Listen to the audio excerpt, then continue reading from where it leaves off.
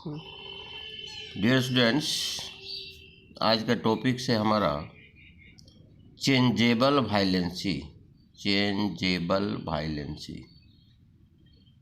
इसको हिंदी में कहते हैं परिवर्तनशील संयोजकता।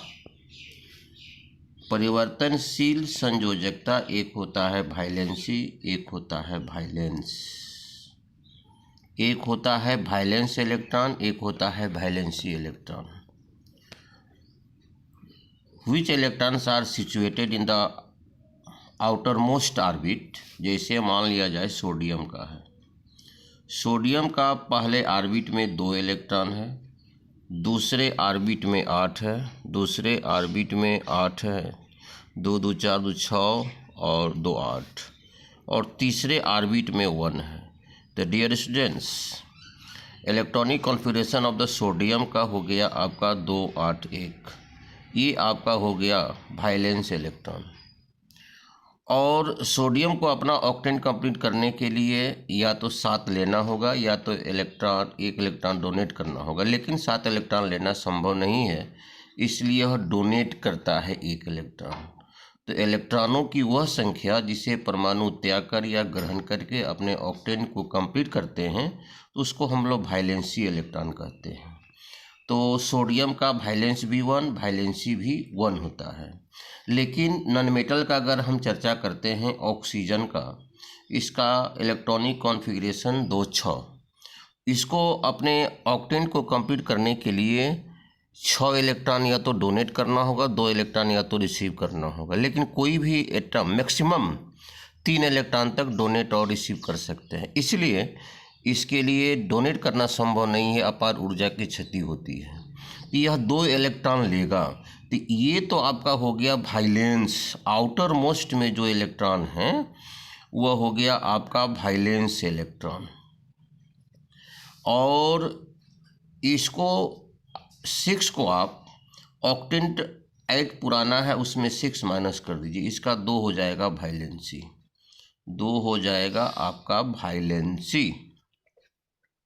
तो डियर स्टूडेंट्स, ये तो आप लोग इससे अवगत हैं, लेकिन कुछ ऐसे एटम्स हैं जिनका कि चेंजेबल्स वाइलेंसी होता है, जैसे लोहा, आयरन का, कॉपर का, इन सबों का चेंजेबल वाइलेंसी होता है। इन सबों का चेंजेबल वाइलेंसी होता है। जैसे देखा जाए एक Cu2O, इसका मतलब है कि ये जो 2 वाइलेंसी है वो ऑक्सीजन का है, वो कॉपर का नहीं है। अब कॉपर का वाइलेंसी यहाँ पर 1 है, जो कि 1 लिखा नहीं गया है। तो अगर वह 1 इलेक्ट्रॉन को, इसकी अगर कॉपर की संयोजकता 1 है, अगर कॉपर की संयोजकता 1 है, तो उसमें हम लोग क्या कहते हैं, ऑक्साइड के पहले लगा देते हैं अस सफिक्स। ऑक्साइड के पहले अस सफिक्स उपसर्ग को लगा देते हैं, तो इसका नाम हो जाएगा क्यूप्रस ऑक्साइड। क्यूप्रस, ये हो जाएगा आपका क्यूप्रस ऑक्साइड। आप देख रहे हैं कि यौगिक के फॉर्मेशन में दोनों के वैलेंसी इलेक्ट्रॉन का इंटरचेंजिंग हो जाता है। तो इसका मतलब है कॉपर का 1 है और ऑक्सीजन का 2 है। अगर एक एग्जाम्पल और हम लेते हैं, अब लिया जाए CuO, तो कॉपर का वैलेंसी 2 होता है, तो 2 तो आपको यहाँ आएगा, और ऑक्सीजन का भी वैलेंसी 2 होता है, तो 2 इस यहाँ आएगा। तो हम लोग क्या करते हैं, कॉमन फैक्टर से डिवाइड कर देते हैं, तो अंत में बनता है CuO।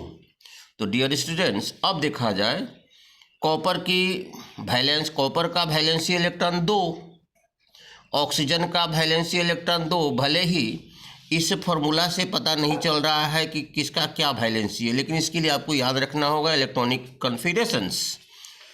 तो 2 संयोजकता वाले कॉपर से जो ऑक्साइड बनेगा, 2 संयोजकता, इस कॉपर की संयोजकता 2 है, इस कॉपर की संयोजकता 1 है।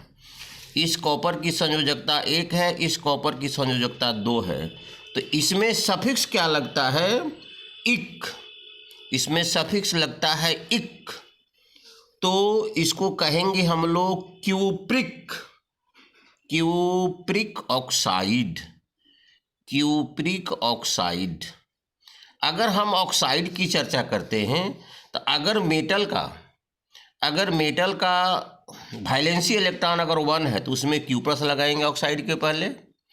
अगर मेटल का वैलेंसी इलेक्ट्रॉन अगर 2 है तो ऑक्साइड के पहले क्यूप्रिक लगाएंगे।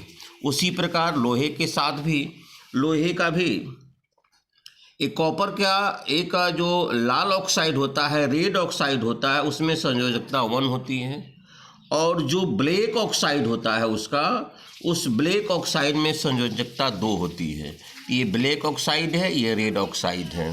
डियर स्टूडेंट्स, तो वैलेंसी इलेक्ट्रॉन क्या होते हैं तो सबको पता है, और वैलेंस क्या यह सबको पता है। अब रही बात, आज हमारा टॉपिक्स था चेंजेबल वेरिएबल्स। कुछ एलिमेंट क्या करते हैं, अपने संयोजकता को उनका परिवर्तनशील होता है। जैसे मैंने दिखाया, कॉपर का यहाँ 1 है, कॉपर का यहाँ 2 है, आयरन का 1 है, 2 है, तो आयरन का संयोजकता ठीक उसी प्रकार से, अगर मेटल की संयोजकता हमारा 1 होगा तो वहाँ क्यू प्लस लगाएंगे, अगर मेटल की संयोजकता 2 होगा तो वहाँ क्यूप्रिक लगाएंगे। चलिए dear students, thank you very much.